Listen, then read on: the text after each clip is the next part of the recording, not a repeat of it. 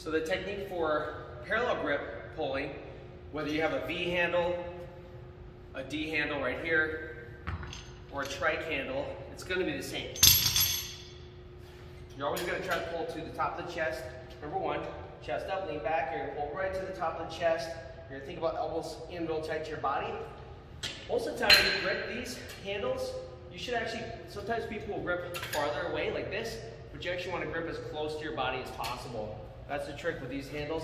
Grip close. With the D handle, you're going to grip pretty centered. Trike handle, actually you have the ability to pull this way or this way. It really is basically a preference.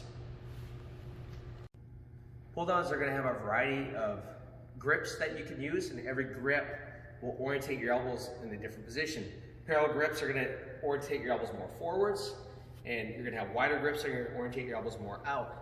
Different angles are going to recruit different fibers within the lat. The lat actually is a fan-shaped muscle that has some fibers that run more vertical, has some fibers that run more an angle, and some that are more horizontal. So it's really important to vary your grips, because that's going to vary the angle of pull, and it's going to recruit different areas of your lat. I'm going to teach you how to do a vertical pull down, and this principle will apply for any grip that you use. First, with a vertical pull down, I'm going to teach you how to use straight bar, and we'll teach you with an overhand grip. But again, this applies to all the different grips. First off is you want to have your adjustment correct. So most important thing is you want to be firmly planted. So you want to have this. A lot of times people make a mistake and have too much space between your thigh, but you want to have a pretty firm position. Ideally, you're sitting about a 90-degree angle right here. So this is a good position for me, but you don't want to be so tight that you can't squeeze under. So you want it firm, but not super tight. So this is a good position for me. And some pull downs, if you're short, will have a step. So you can step up and grab. In this case, I'm tall enough, so I'm going to grab with an overhand grip. I'm going to sit down. I'm going to scoot forwards a little bit, and then I'm going to lean back just a little bit, tiny bit. So you can either be very vertical, or you can have a slight lean. You really are going to need a slight lean, because otherwise the bar is going to hit you in the face.